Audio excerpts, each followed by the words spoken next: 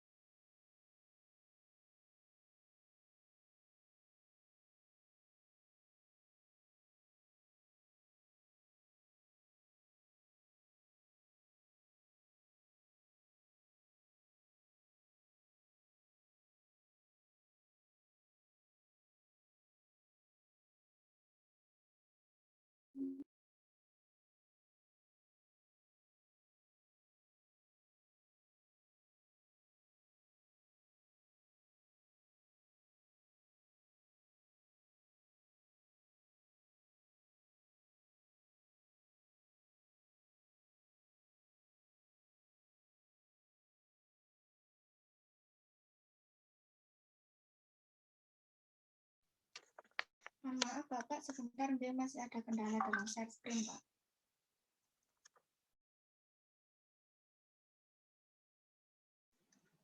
Ya, oke. Bisa ya share screen-nya? Bisa semua, oke. Ya, silakan disiapkan.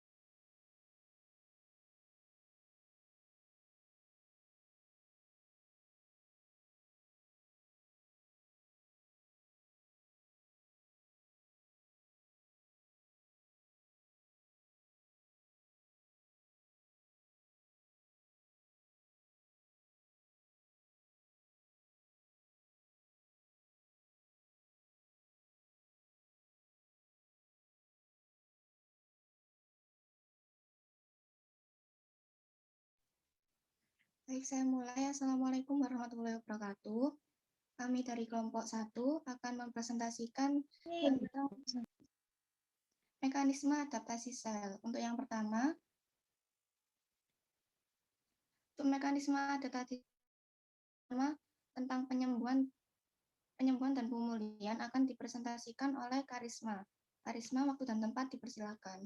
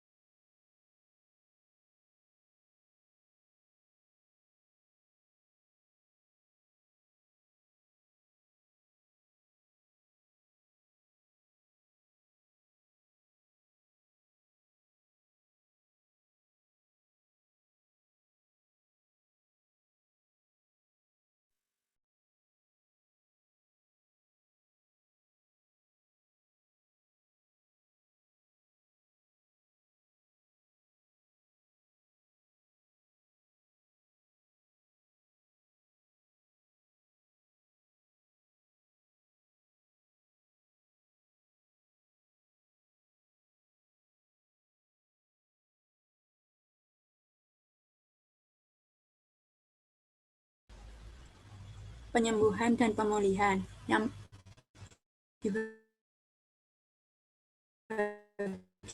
menjadi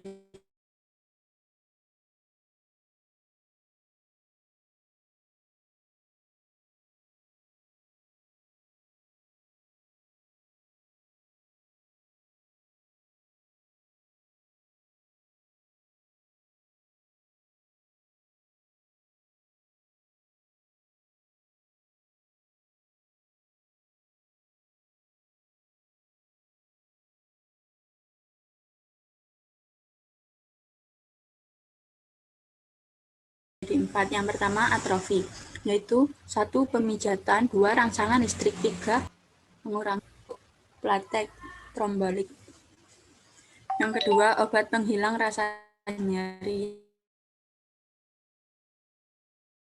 3.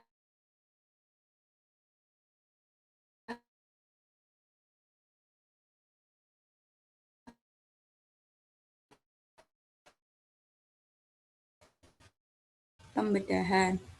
Yang ada 2 ngecirin dosis rendah. Obat ini bisa mencegah bertambahnya darah yang menggumpal dan membuat darah menjadi tidak terlalu kental.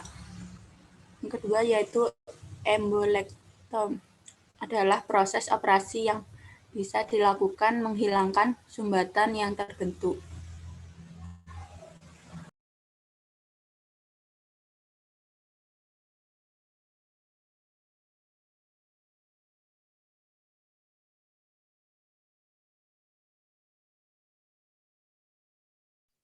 Baik, terima kasih Mbak Karisma. Selanjutnya, untuk klasifikasi akan dijelaskan oleh Mailana. Waktu dan tempat dipersilahkan.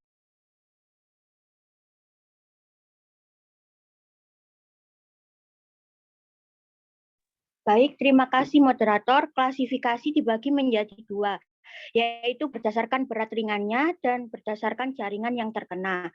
Berdasarkan berat ringannya dibagi menjadi 3, yaitu yang ke-1 cedera ringan. Cedera yang tidak diikuti kerusakan yang berarti pada jaringan tubuh, misalnya kekuatan otot dan kelelahan. Contohnya luka memar. Cedera berat, cedera yang serius ditandai dengan adanya kerusakan pada jaringan tubuh, misalnya kerobekan otot hingga putus, maupun fraktur tulang yang memerlukan istirahat total, pengobatan intensif, bahkan operasi. Contohnya seperti cedera kepala berat. Yang ketiga, peradangan lokal, peradangan yang terjadi di satu tempat saja. Contohnya seperti peradangan pada kulit. Berdasarkan jaringan yang terkena, dibagi menjadi 2, yaitu cedera jaringan lunak, cedera yang melibatkan jaringan kulit, otot, saraf, atau pembuluh darah akibat suatu ruda paksa. Keadaan ini umumnya dikenal dengan istilah luka. Contohnya seperti luka akibat Yang kedua ada cedera jaringan keras, cedera yang terjadi pada tulang dan sendi. Contohnya seperti fraktur pada tulang.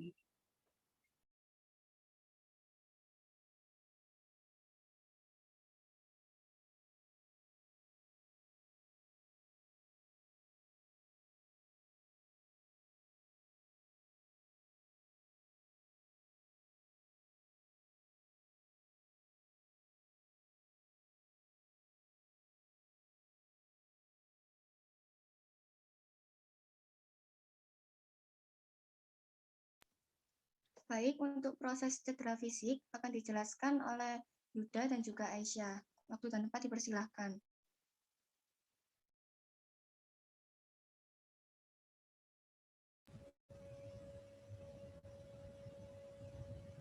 Baik, terima kasih moderator. Untuk proses cedera fisik yang pertama adalah atrofi.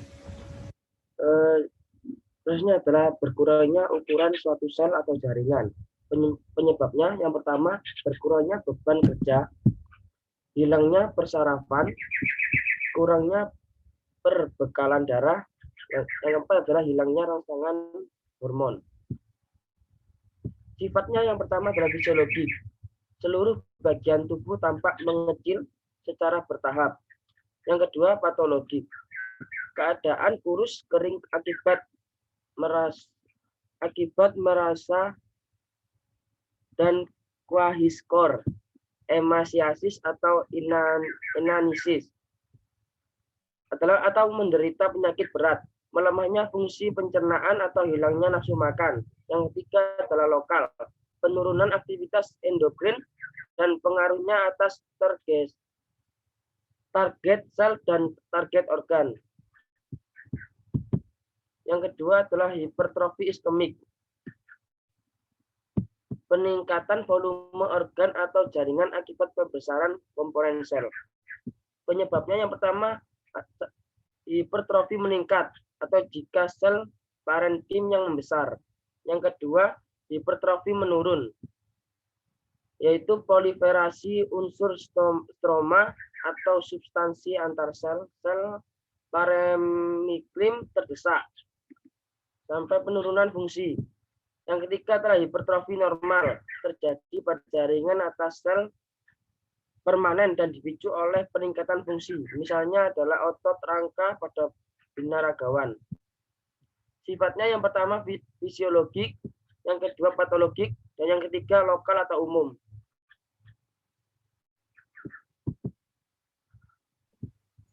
Tiga, trombosis. Pembentukan gumpalan darah di dalam pembuluh darah menghalangi aliran darah melalui sistem peredaran darah. Penyebabnya 1.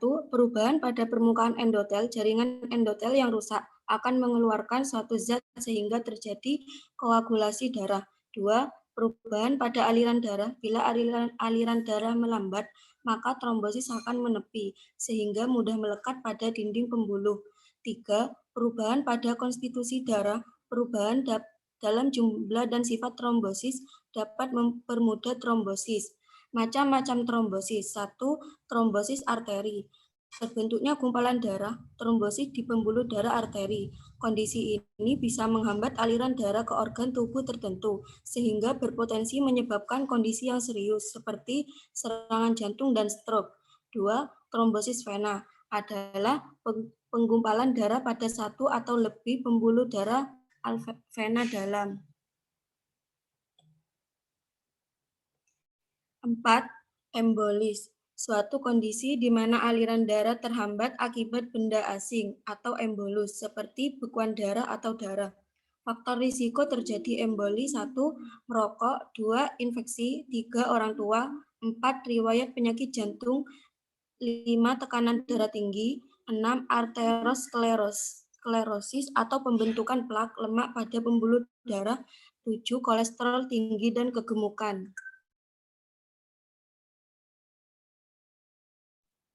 Baik, selanjutnya untuk patofisiologi nekrosis, yaitu terdiri dari 3 bagian.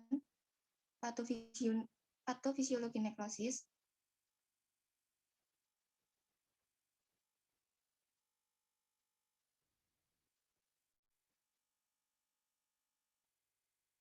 Mohon maaf, Mbak Aisyah yang di bawah, Mbak Aisyah.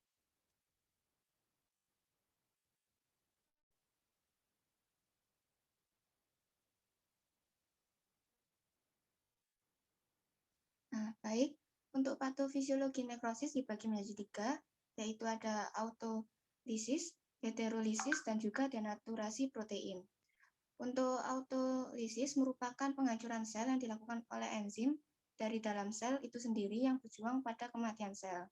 Dan yang denaturasi protein yaitu perubahan struktur protein yang menyebabkan terjadinya denaturasi protein.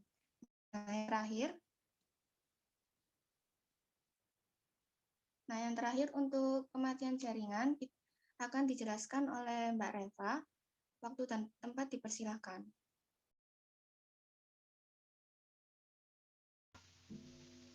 Kematian jaringan atau nekrosis sel. Penyakit kematian sel dapat disebabkan oleh faktor-faktor intrinsik yang membatasi rentang usia sel atau oleh faktor-faktor ekstrinsik atau eksternal yang turut menyebabkan kerusakan dan penuaan sel. Ada 2 macam kematian sel yang dibedakan dari morfologi, mekanisme, dan perubahan fisiologi dan penyakit, yaitu apoptosis dan nekrosis. Apoptosis: 1. Kematian sel oleh sel itu sendiri yang disebabkan oleh growth factor atau DNA sel atau protein yang dihancurkan dengan maksud perbaikan. 2. Memiliki karakteristik sel di mana inti sel mengalami pemadasan dan tidak terjadi kerusakan membraan sel. 3. Apoptosis memerlukan sintesis aktif RNA dan protein dan merupakan suatu proses yang memerlukan energi. 4. Secara morfologis, proses ini ditandai oleh pemadatan kromatin di sepanjang membran inti. Yang kedua, nekrosis. Terjadi kerusakan membran lisosom mengeluarkan enzim ke sitoplasma dan menghasilkan sel. Isi sel keluar dikarenakan kerusakan membran plasma dan mengakibatkan reaksi inflamasi. Nekrosis adalah pathway yang secara umum terjadi pada kematian sel yang diakibatkan oleh A. Leukemia atau aliran darah berkurang, B. Keracunan, C. Infeksi, dan trauma.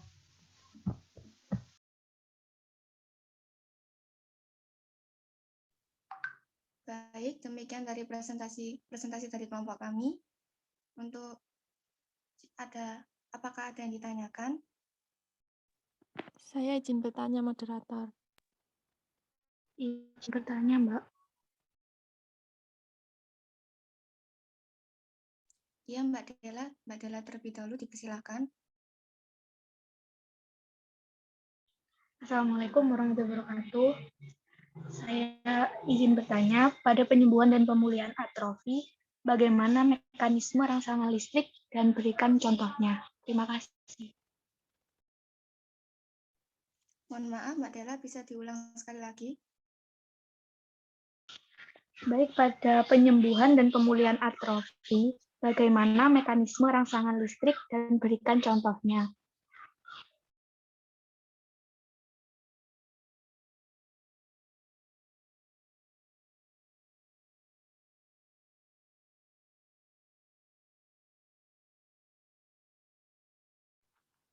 Baik, untuk selanjutnya. Izin bertanya. Ya, Mbak Sofiatun dipersilakan. Baik, perkenalkan saya Sofiatun, izin bertanya pada kelompok 1, mengapa orang tua dapat menjadi faktor risiko terjadinya emboli?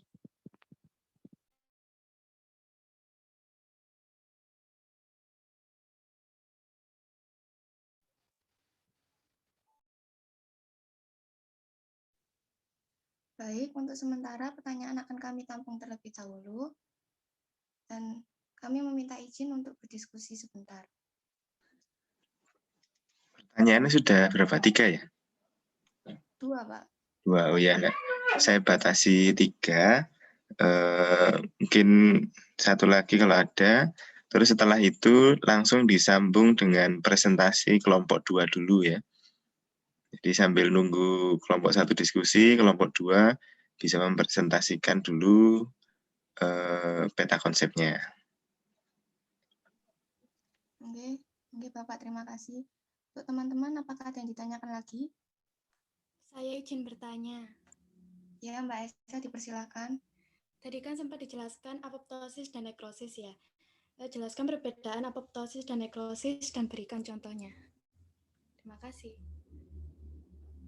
Mohon maaf, Mbak Esa, bisa diulang sekali lagi? Jelaskan perbedaan apoptosis dan nekrosis dan berikan contohnya. Baik, terima kasih. Untuk sesi tanya-jawab, saya akhiri terlebih dahulu.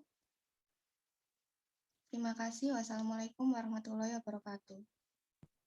Waalaikumsalam warahmatullahi wabarakatuh.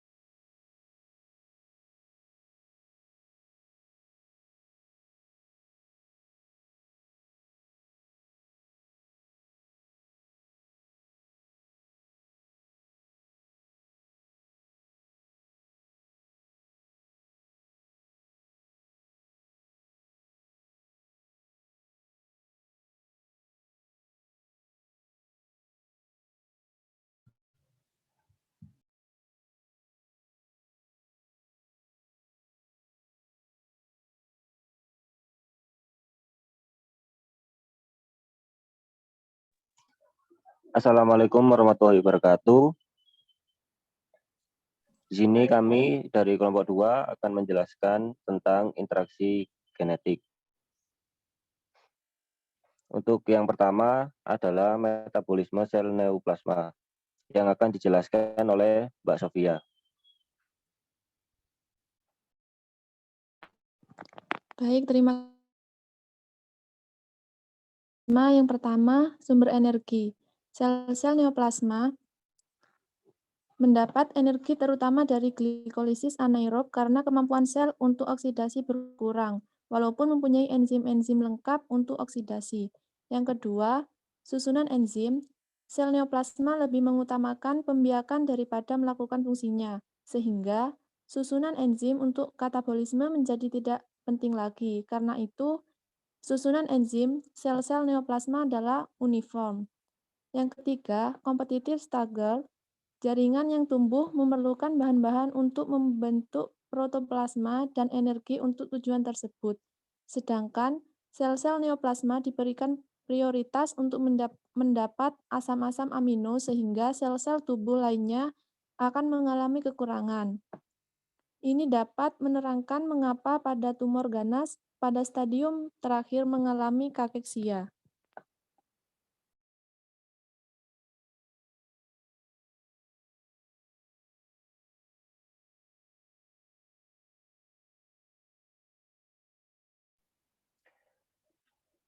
Terima kasih untuk Mbak Sofia. Lalu yang kedua adalah sifat-sifat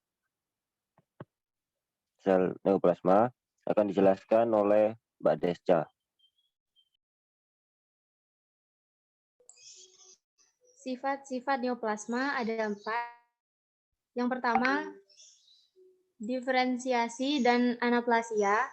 Diferensiasi yaitu derajat kemiripan sel neoplasma secara histologik dibandingkan sel asal. Selanjutnya, sel neoplasma akan menunjukkan sifat anaplasia, yaitu yang bersifat irreversibel dengan gambaran sel yang abnormal dan disorientasi sehingga sel tidak dapat membentuk struktur sel yang normal. Yang kedua, yaitu derajat pertumbuhan. Pertumbuhan neoplasma pada dasarnya berkaitan dengan tingkat diferensiasi sel, sehingga kebanyakan neoplasma ganas tumbuh lebih cepat daripada neoplasma jinak. Yang ketiga, invasi. Neoplasma jinak tumbuh menjadi massa yang kohesif dan ekspansif pada tempat asalnya dan tidak mampu menginfiltrasi dan melakukan invasi. Pada neoplasma ganas, maka sel akan tumbuh progresif dan menginvasif sehingga tidak memiliki batas tegas dengan jaringan sekitarnya. Yang keempat, metastasis atau penyebaran merupakan pelepasan sel neoplasma yang diangkut oleh darah atau kelenjar getah bening atau limfe dan rongga tubuh ke tempat yang jauh dan membentuk massa baru. Terima kasih.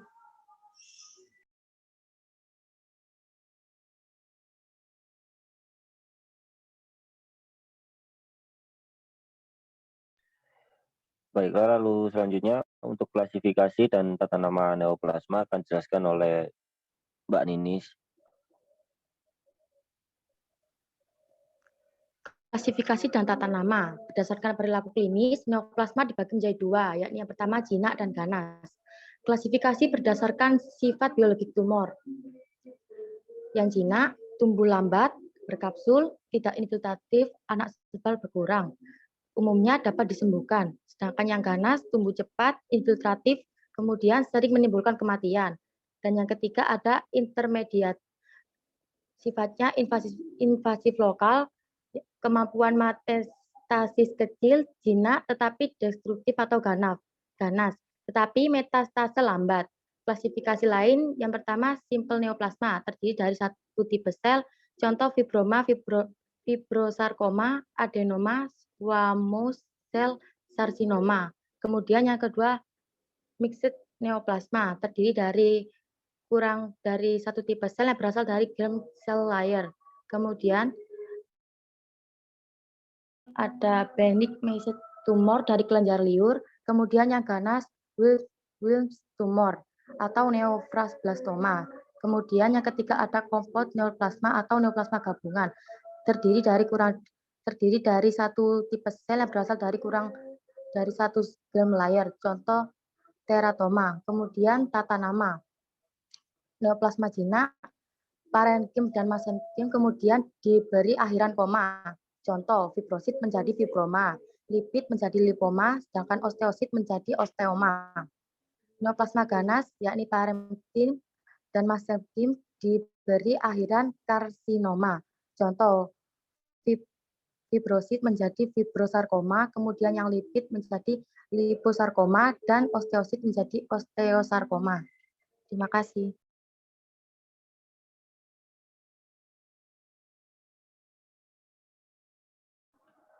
Lalu untuk materi kelainan genetik akan dijelaskan oleh Mbak Koi dan Mbak Romania.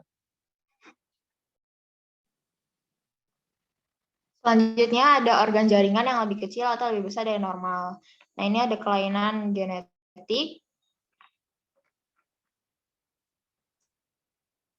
Yang pertama, kelainan jumlah kromosom, disebut pembelahan sel non-disjunction atau pembelahan gagal berpisah. Kelebihan jumlah kromosom tubuh disebut trisonomi autosom. Yang pertama ada sindrom Down atau trisonomi 21, gagal berpisah pada pembelahan meiosis kromosom ke-21. Cirinya yang pertama, tinggi badan pendek, lengan atau kaki terkadang bengkok, kepala lebar dan wajah bulat, mulut selalu terbuka, jarak antara kedua mata lebar, kelopak mata mempunyai lipatan epikanthus mirip orang oriental. Lalu ada iris mata sering ditemukan berbintik. Yang kedua ada sindrom Klinefelter, terjadi pada pria akibat dari pembelahan sel non-disjunction saat gametogenesis. Kromosom normalnya itu XY, namun menjadi XXY. Ciri penderita, yang pertama, postur tubuh seperti perempuan, rambutnya jarang, IQ-nya di bawah rata-rata, testisnya kecil, pembesaran payudara, dan tinggi melebihi rata-rata usianya. Yang ketiga ada sindrom Turner, juga disebut monosomi X dan terjadi pada wanita. Normal kromosomnya XX namun menjadi X, sehingga penderita tidak mengalami menstruasi dan mandul. Ciri penderitanya yang pertama, tubuhnya lebih pendek, yang kedua pembengkakan pada tangan dan kaki, yang ketiga dadanya lebar, yang keempat garis rambut rendah, yang kelima leher terdapat selaput. Lalu yang keempat ada sindrom Edward, juga disebut trisomi 18, terjadi karena pembelahan non-disjunction saat meiosis pasangan kromosom ke-18. Cirinya yang pertama malformasi ginjal, yang kedua kelainan jantung, yang ketiga atresia esofagus, yang kelima keterbelakangan mental, yang keenam kesulitan makan, yang ketujuh kontraktur sendi, yang kedelapan mikrosefali, yang kesembilan mikrognatia.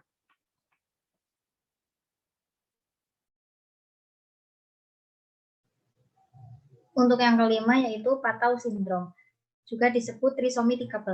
Terjadi saat seseorang memiliki lebih satu kromosom pada pasangan kromosom ke-13 karena tidak terjadinya persilangan antara kromosom saat meiosis. Ciri penderita yang pertama yaitu retardasi mental, yang kedua bibir dan palatum sumbing, yang ketiga polodaktil, yang keempat anomali poladermis, yang kelima kelainan jantung. Untuk kelainan genetik yang kedua yaitu kelainan struktur kromosom. Terjadi jika kromosom pecah dan pecahnya melekat pada kromosom lain. Kelainan ini juga disebut dengan translokasi, yaitu terjadinya pengaturan kembali yang dilakukan sel dan menghasilkan keseimbangan, maka tidak menimbulkan sindrom klinis. Contoh sindrom Superfimale atau XXX, Supermale yaitu XYY, dan bibir sumbing labioskisis. Kelainan genetik yang ketiga yaitu kelainan multifaktorial. Tidak hanya melibatkan gen tetapi juga lingkungan seperti diabetes mellitus, asam urat, asma, dan penyakit gout.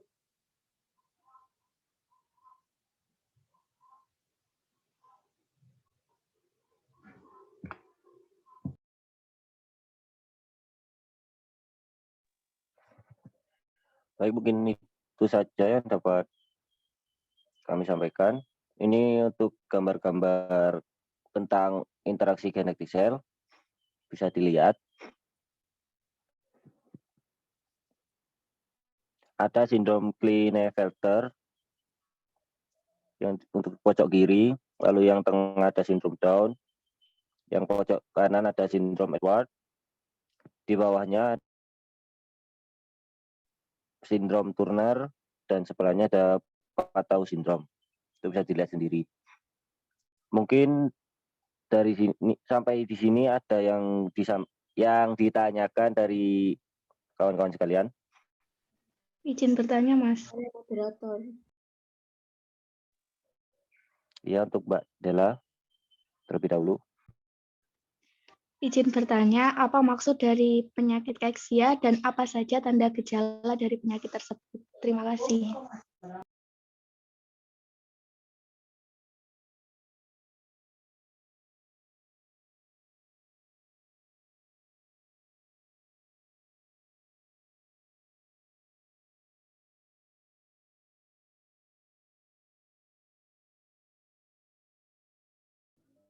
Baik, terima kasih. Mungkin ada yang mau bertanya lagi.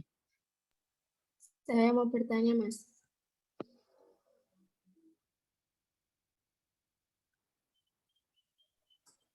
Pada ciri-ciri sindrom Down, maksud dari lipatan ekipatus itu seperti apa dan contohnya?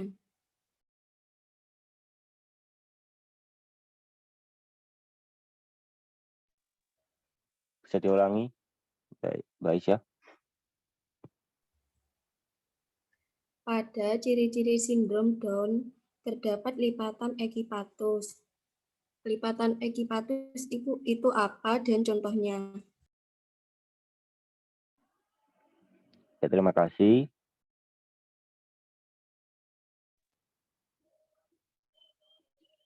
Mungkin satu pertanyaan lagi. Saya, Mas. Ya, dipersilakan. Apa yang disebut dengan cachexia?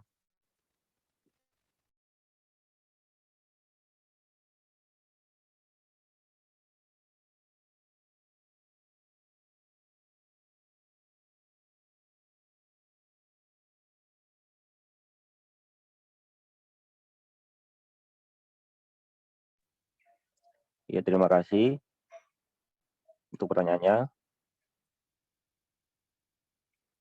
Mungkin sampai di sini kami untuk minta waktu untuk berdiskusi terlebih dahulu. Mungkin saya akhiri untuk presentasinya. Apabila ada kesalahan dari awal sampai akhir, saya sebagai perwakilan dari kelompok 2, mohon maaf sebesar-besarnya. Wassalamualaikum warahmatullahi wabarakatuh. Ya, terima kasih. Terima kasih untuk kelompok 1 dan juga kelompok 2. Nah, silakan langsung saja menjawab pertanyaan dari rekan-rekannya tadi. Yang sudah siap, silakan bisa dijawab, baik kelompok 1 atau kelompok 2.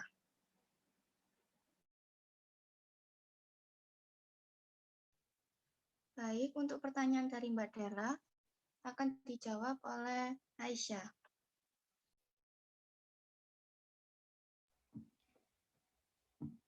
Pertanyaan dari Mbak Dela, penyembuhan dan pemulihan atrofi, bagaimana mekanisme rangsangan listrik dan contohnya?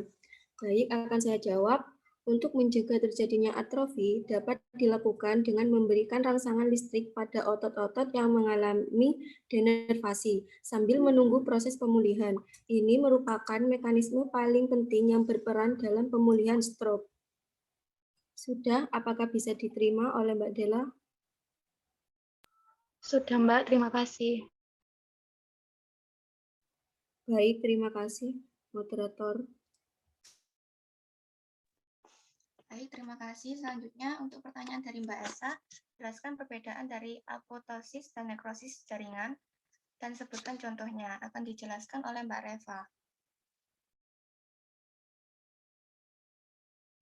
Apoptosis dan nekrosis sama-sama merupakan proses kematian sel. Sedangkan artinya sendiri, apoptosis adalah kematian sel per sel, sedangkan nekrosis melibatkan sekelompok sel.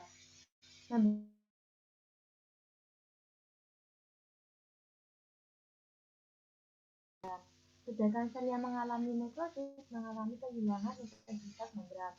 Sel yang mengalami apoptosis terlihat menjilat dan akan membentuk badan apoptosis, sedangkan sel yang mengalami nekrosis akan terlihat membengkak untuk kemudian mengalami lisi. Sel yang mengalami apoptosis lisosomnya utuh, sedangkan sel yang mengalami nekrosis terjadi kebocoran lisosom.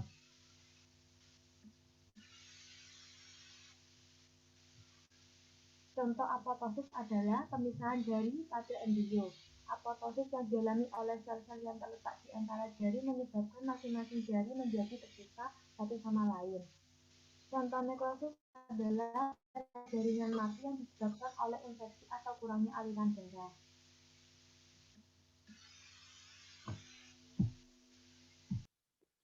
Baik, terima kasih untuk Mbak Reva. Selanjutnya, pertanyaan dari Mbak Sofiatun, yaitu mengapa orang tua menjadi faktor resiko terjadinya emboli, akan dijelaskan oleh Mailana.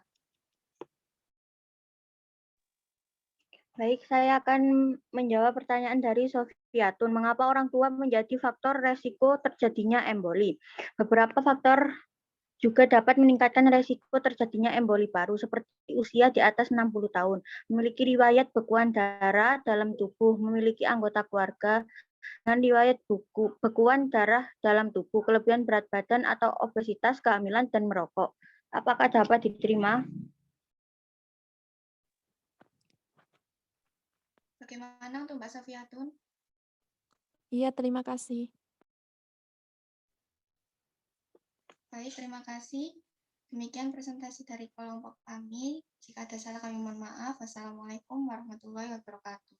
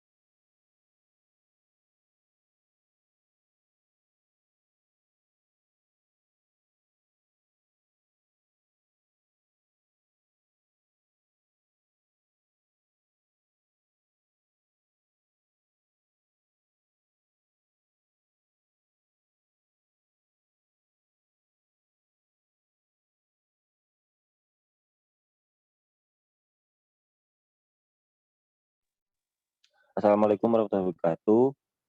Di sini kami dari kelompok 2 akan menjawab pertanyaan-pertanyaan yang sudah dilontarkan oleh kawan-kawan sekalian. Untuk pertanyaan pertama yaitu pertanyaan dari Mbak Dela, sekaligus pertanyaan dari Nuril karena dirasa sama, akan dijawab oleh Mbak Sofi. Mungkin Mbak Sofi bisa on mic.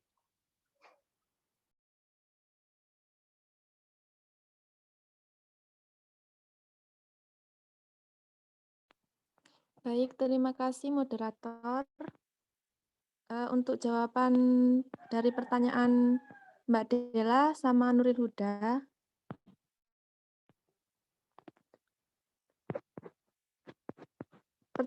Pertanyaannya, apa yang dimaksud dengan keksia dan tanda gejala dari keksia? Keksia adalah keadaan umum kesehatan yang buruk ditandai dengan penurunan berat badan dan kehilangan otot. Untuk tanda dan gejalanya, yaitu kadar albumin tinggi, kadar sitokin inflamasi yang tinggi, indeks massa tubuh kurang dari 20%, kadar lemak tubuh kurang dari 10%, penurunan berat badan hingga lebih dari 5% bobot tubuh, gejala kakeksia diantaranya kelelahan, merasa tidak sehat, dan tenaga rendah. Apakah bisa diterima? Iya, bisa, Mbak. Terima kasih. Bisa, Mbak. Terima kasih.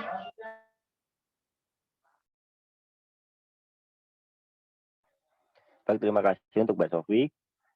Lalu untuk pertanyaan yang terakhir, yaitu dari Mbak Aisyah, akan dijawab oleh Mbak Desca. Dipersilakan.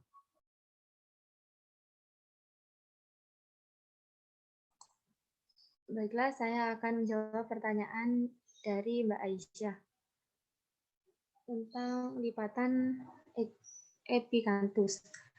Lipatan epikanthus adalah lapisan kulit yang menutupi kelopak mata bagian atas. Lipatan kulit inilah yang membuat mata seseorang menjadi sipit. Terima kasih.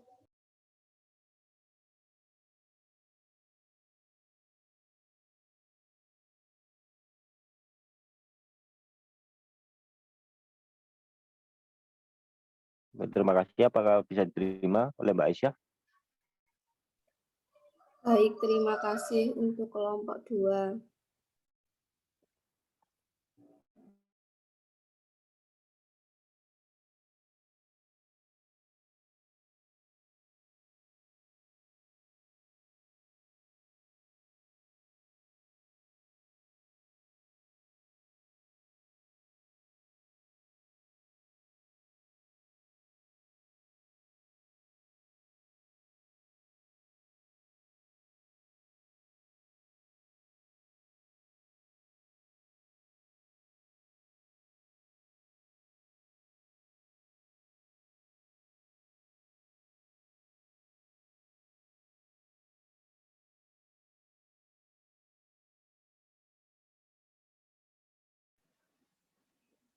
Pertanyaan di kelompok 2 gimana? Sudah lengkap ya tadi ya? Ampun, Pak. Ya, Pak. Oke, ya terima kasih untuk kelompok 1 dan kelompok 2 ya.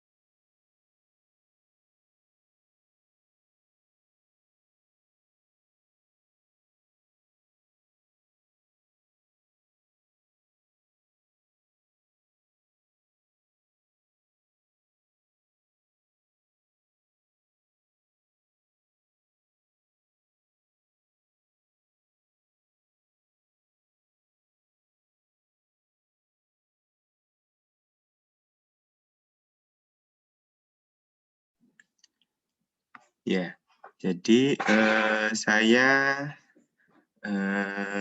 akan menjelaskan lebih lanjut ya tentang bagaimana mekanisme adaptasi sel dan juga interaksi genetik nanti.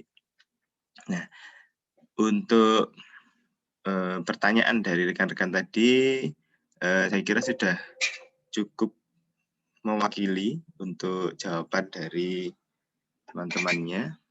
Oke, sebentar.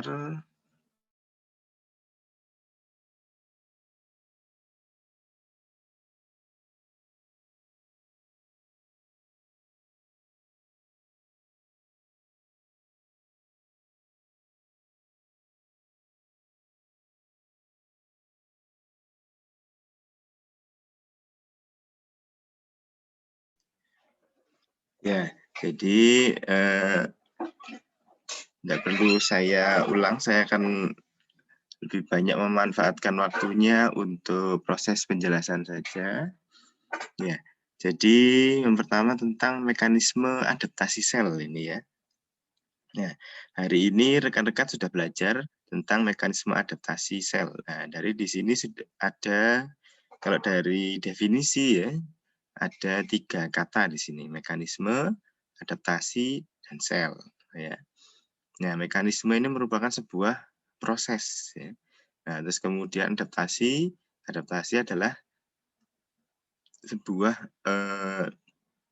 mekanisme ya pertahanan diri atau bagaimana proses pertahanan diri.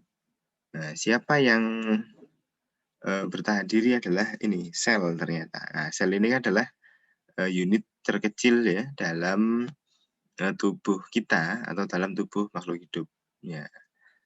Nah, jadi hari ini di kelompok 1 ini sudah belajar tentang bagaimana proses sel tubuh Anda atau sel tubuh pasien nanti ya, itu bagaimana cara bertahan hidupnya. Bertahan hidup dari apa? Nah, di sini sudah disampaikan melalui proses cedera. Ada proses cedera ya.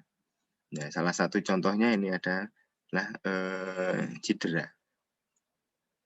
Nah, dari cedera ini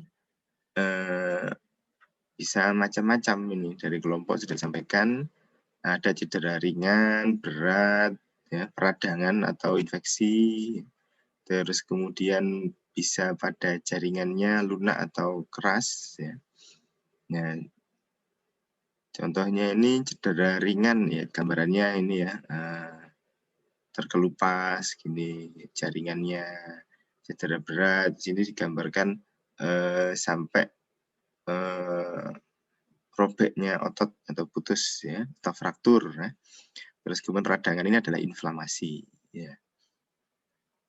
Jadi sel di dalam tubuh kita kalau kita analogikan misalnya sebuah bola ya, satu buah bola. Satu buah bola, satu bola itu jika terkena cedera ya.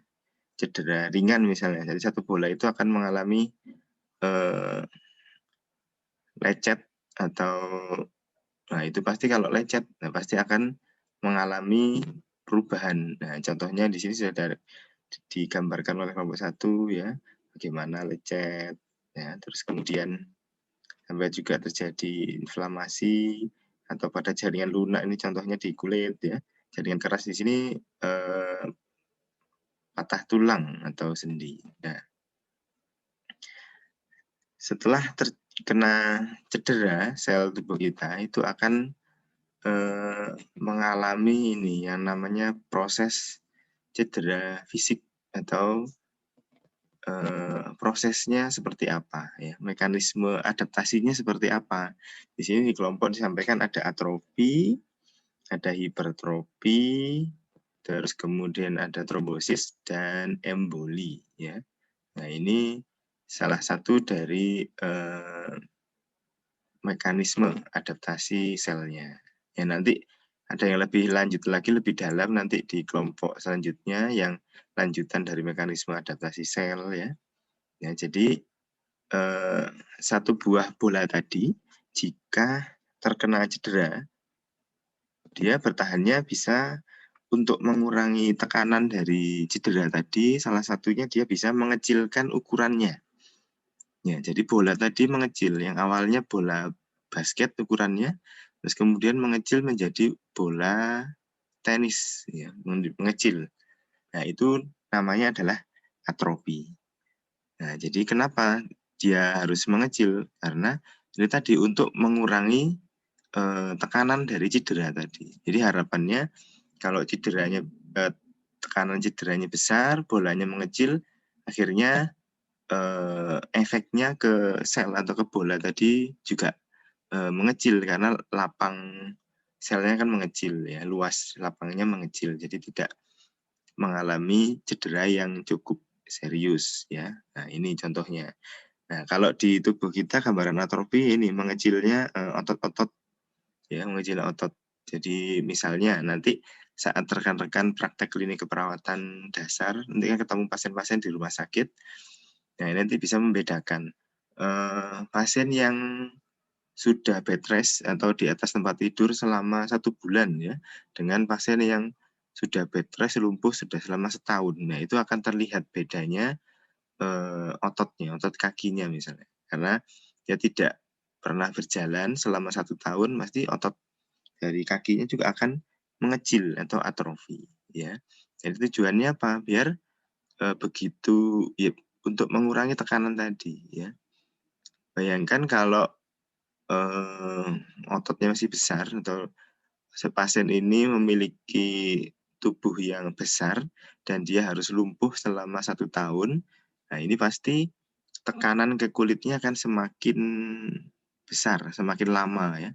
Maka akan banyak luka di tubuhnya walaupun tidak ada yang melukai, tapi dengan tidur saja tidak ada miring kanan miring kiri ya, itu akan mengakibatkan cedera karena tekanan ya, karena tekanan.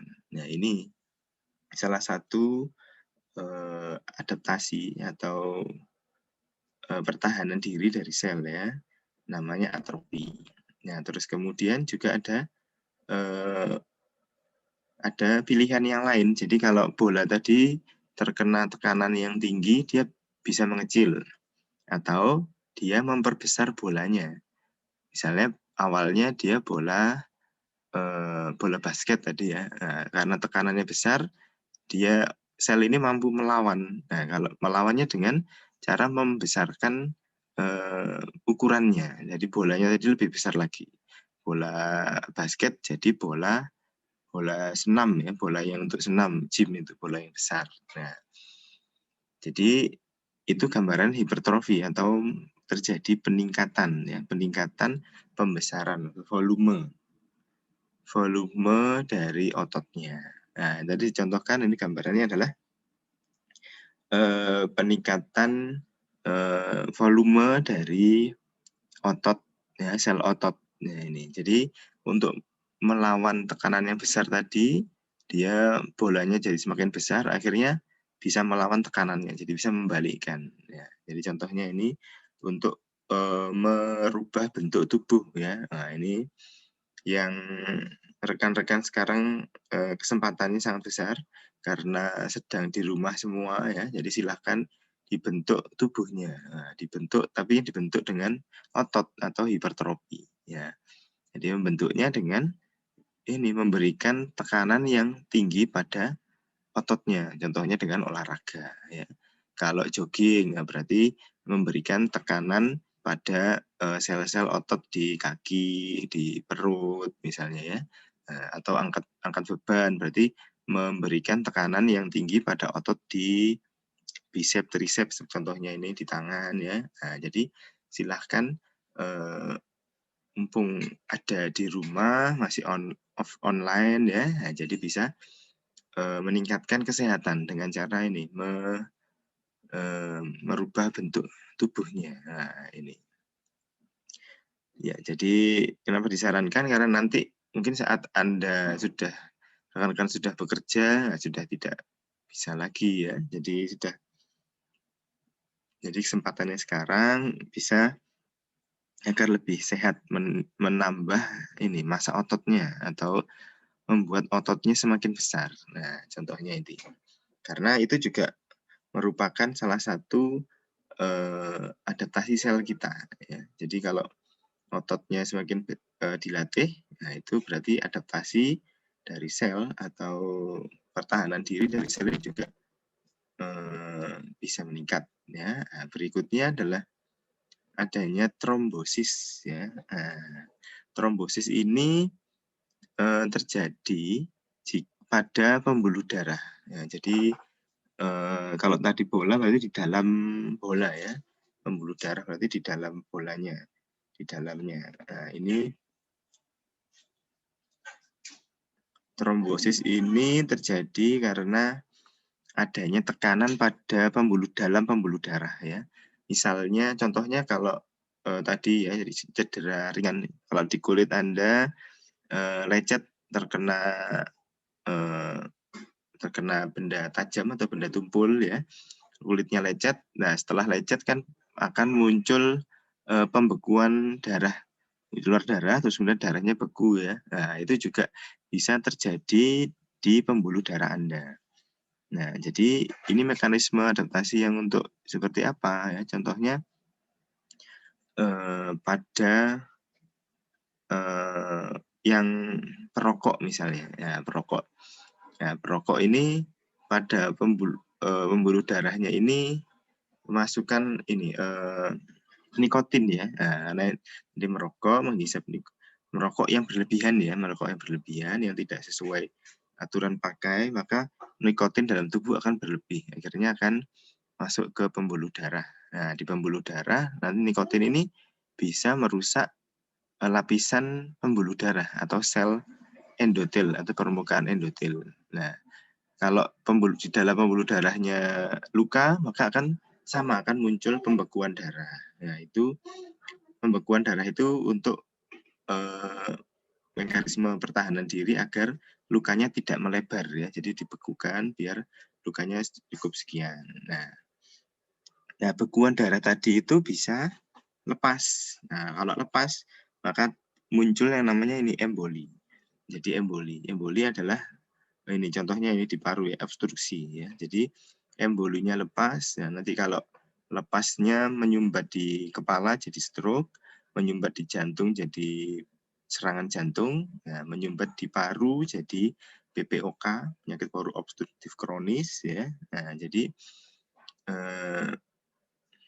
emboli ini banyak mengakibatkan masalah penyakit ya. Nah, setelah terjadi mekanisme adaptasi tadi, kalau ternyata adaptasinya itu sel kita di tubuh kita itu gagal atau dia tidak mampu mempertahankan selnya, maka akan terjadi kematian jaringan atau nekrosis ya. Jadi setelah berusaha gagal, maka akan mengalami kematian sel ya. Dia kematian sel ini penyebabnya ada dua, ada apoptosis, bunuh diri, atau nekrosis. Ya, ini kematian.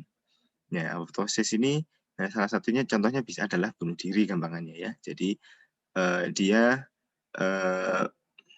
selnya itu sengaja dimatikan tujuannya untuk biar mencegah cedera tadi tidak meluas ya, atau inflamasinya tidak meluas. Jadi dia sengaja bunuh diri, apoptosis ya. Atau terjadi nekrosis, atau contohnya nekrosis ini gambarannya jerawat ya, jerawat Anda pencet terus kemudian timbul kehitaman. Nah, kehitaman itu adalah sel yang mengalami kematian atau selnya nekrosis. Jadi kalau itu adalah karena iskemik ya, mati menghitam itu. Nah, jadi kalau nekrosisnya di organ jantung, nah, maka jantungnya akan mengalami kehitam-hitaman. Ada banyak gambaran kematian selnya ya. Yaitu penyebabnya bisa ini autolisis ya, bunuh diri tadi, heterolisis, atau dia menghancurkan proteinnya, maka akan terjadi nekrosis atau kematian. Nah, inilah yang menjadi sumber ya, kalau kenapa manusia itu dilarang tidak boleh kekurangan gizi ya. Nah, ini takutnya ada denaturasi protein. Nah, jadi mungkin bagi rekan-rekan yang sedang menjalankan program diet ya, jangan lupa tetap mengkonsumsi protein ya, karena itu adalah sumber di tubuh kita. Jadi kalau yang utama, yang paling penting. Jadi kalau nggak ada protein ya ini nanti bisa sel itu bisa memecah proteinnya, nah, akan terjadi nekrosis nantinya. Nah, terus kemudian, nah kalau kegagalan sel tadi dalam melakukan mekanisme adaptasi sel, nah itu akan mengakibatkan sampai menjadi nekrosis tadi ya. Nah, ini dari kelompok menyampaikan bahwa bagaimana cara untuk meningkatkan atau membantu adaptasi selnya dengan penyembuhan dan pemulihan. Contohnya ini kalau terjadi atrofi pada selnya ya, dipijat, dirangsang listrik, di latihan olahraga. Nah, ini kalau tadi gambaran rangsangan listrik ini ya, contohnya Kapten Amerika ya, di film Kapten Amerika, nah itu Kapten Amerika dimasukkan dalam tabung, nah itu dikejut listrik, di macam-macam, maka keluar langsung jadi tubuhnya besar ya, nah itu. Tapi dengan tekanan yang sudah disesuaikan ya, jangan setelah ini dia pengen jadi kayak Kapten Amerika terus pegang listrik ya, jangan ya. Ya nanti benar-benar jadi Kapten Amerika di alam yang lain ya, jangan ya. Nah, jadi tentunya dengan jumlah yang sudah disesuaikan ya, termasuk juga pemijatan ya. Kalau yang paling mudah adalah dengan program olahraga dan latihan ya.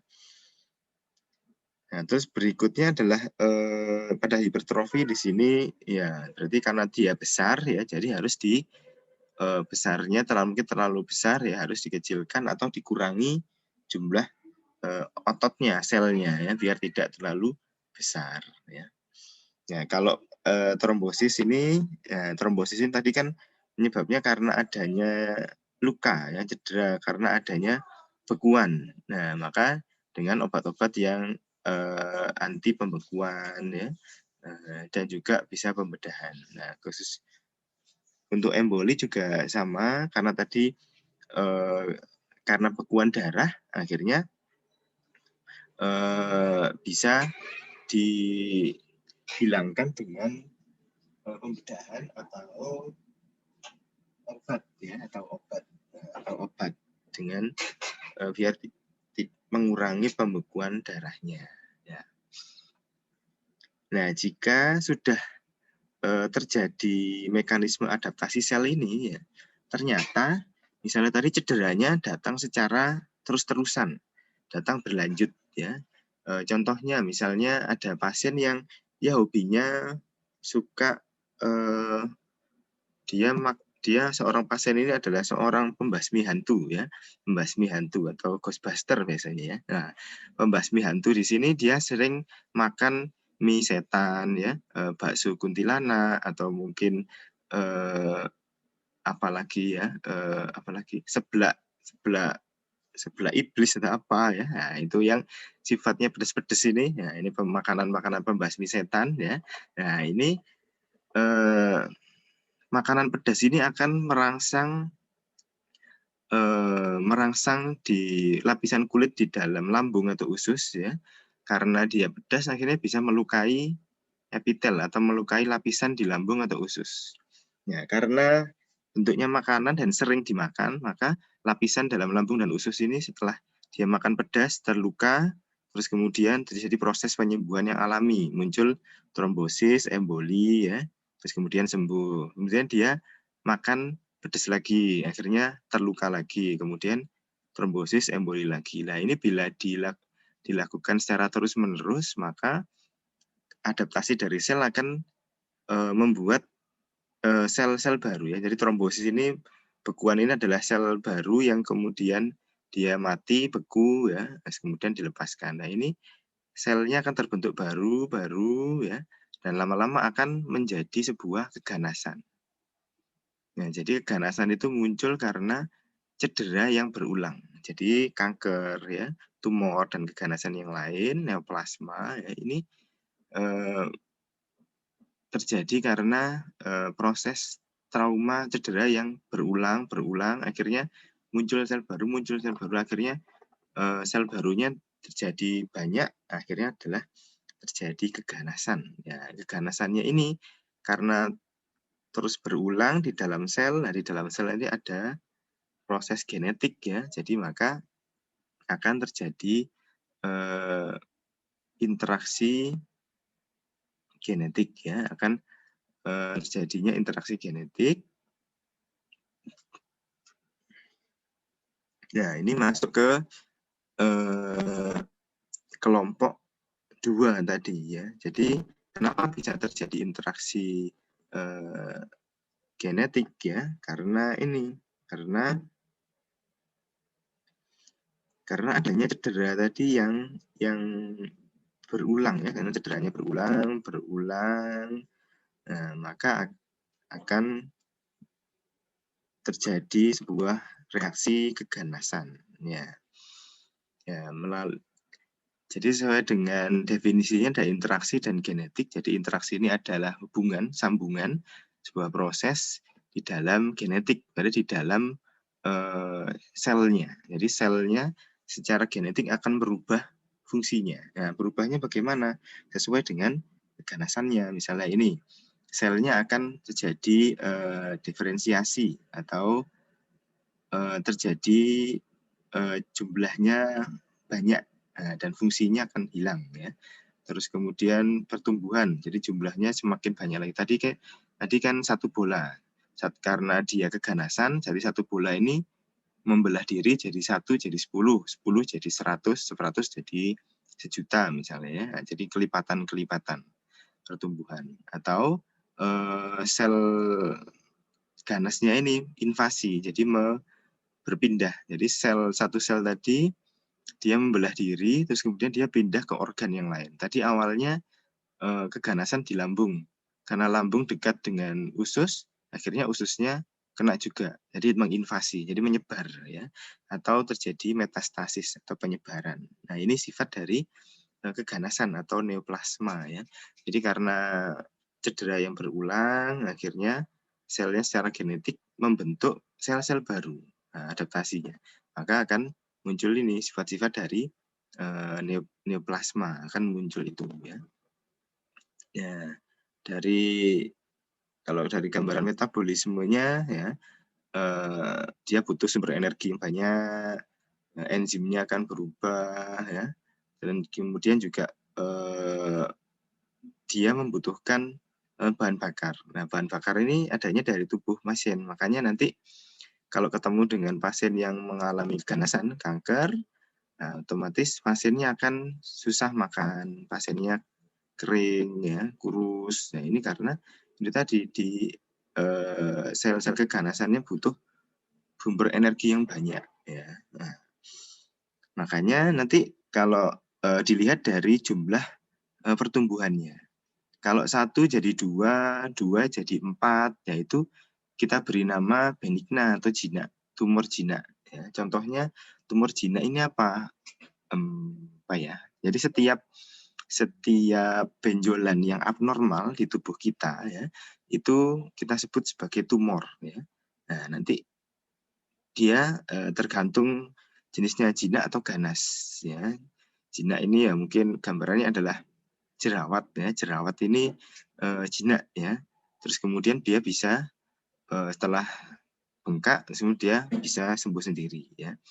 Ada yang ganas. Ya, ganas ini pertumbuhannya tadi 1 jadi 100, 100 jadi 1.000.000, 1.000.000 jadi 1.000.000.000 misalnya perubahannya. Maka ini jadi ganas atau malignan ya. Ini dari klasifikasinya tadi ya. Jadi dilihat dari pertumbuhannya, jumlah pembelahannya ya. Jadi adaptasi selnya dilihat selnya. Selnya ini adaptasinya cepat, tumbuhannya cepat atau lambat. Kalau cepat berarti ganas, kalau lambat ya berarti jinak ya, neoplasmanya atau tumornya ini ya.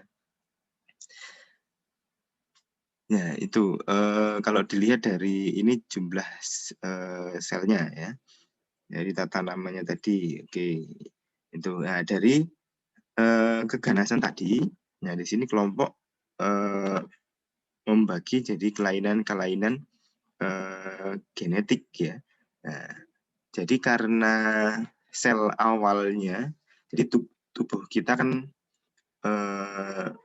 terdiri dari berbagai macam sel ya. Sel jadi jaringan, jaringan jadi organ, organ kumpulan organ jadi multi organ ya. Jadi sistem pencernaan, sistem pernafasan itu kan kumpulan organ. Nah, jadi jika terjadi kegagalan pada selnya yang tumbuh ya, bisa pada saat di dalam kandungan atau dari orang tuanya yang mengalami kegagalan dari organ selnya ya, maka akan menyebabkan kelainan-kelainan genetik ya. Jadi interaksinya genetik ya. Jadi interaksi genetik akan terjadi perubahan kelainan-kelainan, contohnya ini sindrom Down ya.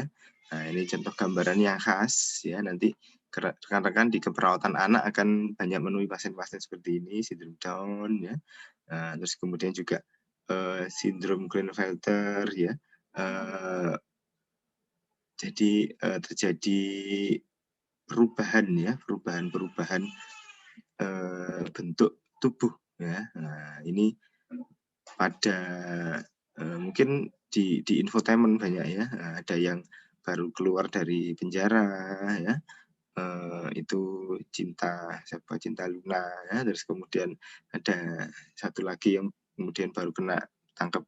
Nah, itu juga banyak ya. Nah, ini gambar-gambarannya. Jadi banyak terjadi masalah karena kelainan genetik yang sebenarnya adalah intinya adalah dari kegagalan dari mekanisme adaptasi selnya. Ya, jadi mekanisme adaptasi sel itu menjadi dasar ya, menjadi dasar segala macam masalah-masalah nanti di selanjutnya, di materi-materi selanjutnya nanti rekan-rekan akan tetap kembali ke penjelasannya ke mekanisme adaptasi sel ya. Ada sindrom Turner, sindrom Edward. Nah, ini macam-macam masalah karena kelainan genetiknya. Nah, kelainan genetiknya ini karena adanya masalah pada organ tadi, masalah pada kelainan organnya. Ya, jadi kompetensi dasar di mata kuliah patologi di materi mekanisme adaptasi sel dan juga interaksi genetik untuk rekan-rekan kompetensinya sejauh itu ya, metap untuk mekanisme adaptasi sel. Jadi rekan-rekan harus memahami bagaimana proses adaptasinya atau pertahanan tubuh dari sel tadi ya.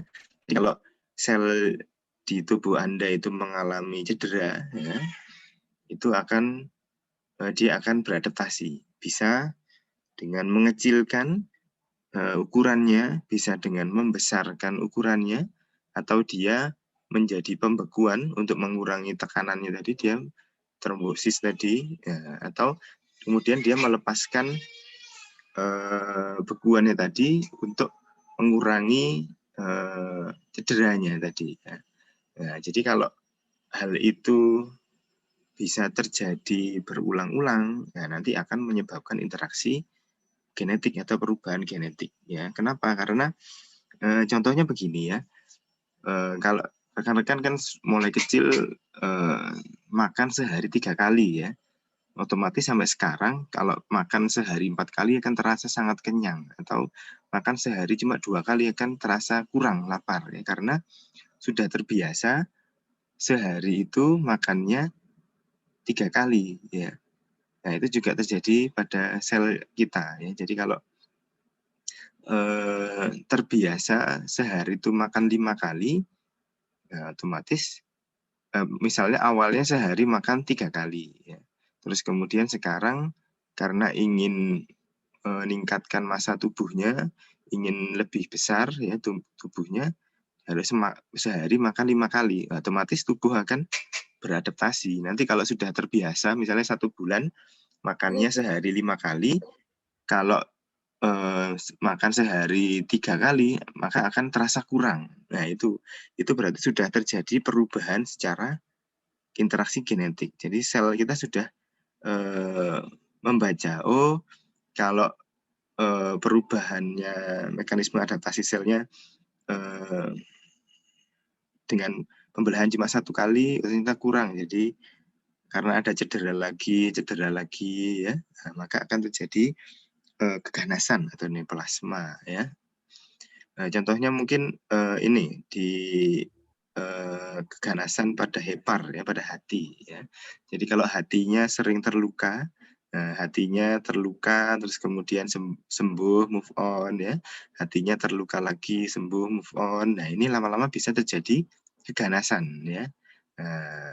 Kalau zaman saya dulu itu istilahnya playboy playgirl ya. Nah, kalau sekarang zamannya kalian namanya adalah fuckboy, fuckgirl gitu ya. Waduh, ini bahaya. Ini adalah sebuah keganasan ini ya. Jadi kalau menemui rekan-rekannya tahu yang seperti itu ya diingatkan. Itu sebuah awal dari keganasan atau sel neoplasma ya. Nah, jadi karena terluka sembuh, terluka sembuh, terluka sembuh ya terjadi terus-terusan.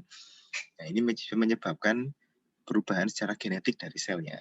Nah, maka selnya akan berubah menjadi neoplasma atau berubah menjadi keganasan. Ya, jadinya dia mekanisme adaptasinya enggak secukupnya, sebutuhnya, tapi berlebihan. Ya. Jadi begitu ada cedera, dia akan berlebihan. Jadi tidak lagi ukurannya mengecil, membesar, tapi membelah. Ya, nanti di materi selanjutnya jadi ada ukuran sel ini membelah, jadi semakin banyak, dan fungsinya juga jadi berubah. Nah ini, jadi kalau rekan-rekan ingin mencegah terjadinya keganasan atau pada keluarga atau pada pasiennya, jadi mencegah terjadinya trauma yang berulang pada tubuh, ya, baik dari segi makanannya dijaga. Yang tadinya mungkin hobi sebagai pembasmi hantu tadi makan mie setan, mie iblis ya. Nah, jadi mungkin sekali-sekali. Jadi hari ini makan mie setan ya mungkin makan makanan yang membantu proses pencernaannya lebih bagus ya, buah-buahan atau apa susu dan sebagainya ya. Jadi kita cegah di sel di tubuh kita terjadi trauma berulang gitu ya. Nah, jadi itu salah satunya. Kalau contohnya gampangnya dari makanan, tapi untuk yang lain-lain juga banyak ya. Jadi misalnya kanker sel darah putih, ya ini juga penyebabnya karena inflamasi yang berulang, akhirnya muncul leukosit yang banyak akhirnya terjadi leukemia dan sebagainya ya. Nah, itu gambaran dari saya tentang bagaimana proses mekanisme adaptasi selnya dan juga bagaimana proses interaksi genetik ya. Jam 8.35 di saya. Sebelum berakhir 8.40, nah mungkin ada satu saja kalau mungkin ada yang ingin ditanyakan ya dari rekan-rekan tentang bagaimana proses mekanisme adaptasi sel dan sampai terjadi interaksi secara genetiknya.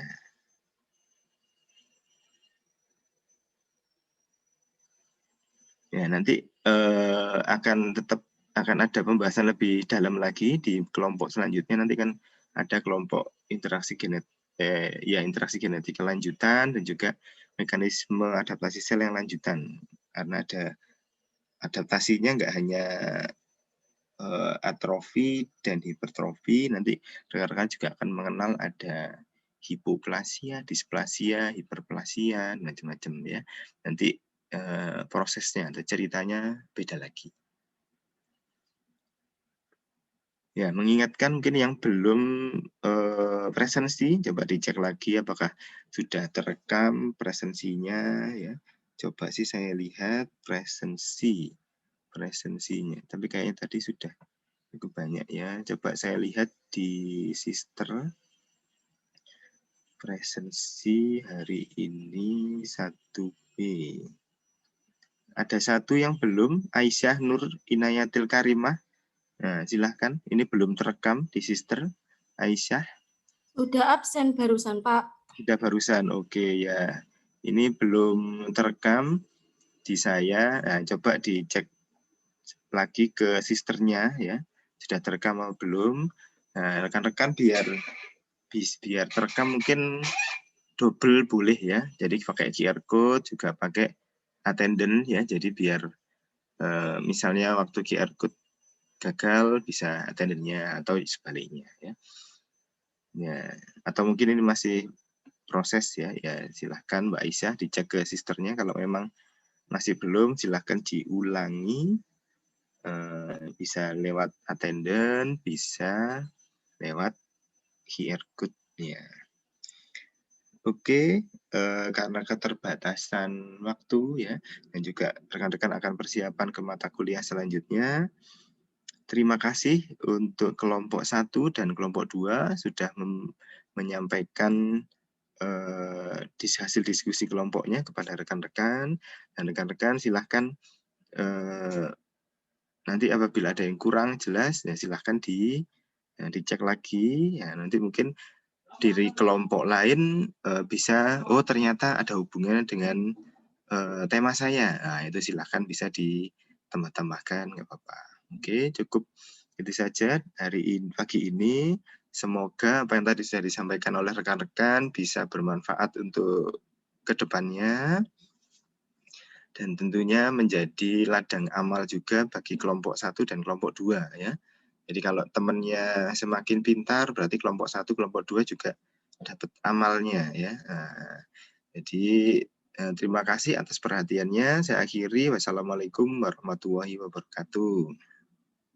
Waalaikumsalam warahmatullahi wabarakatuh. Warahmatullahi wabarakatuh. Terima kasih, Pak.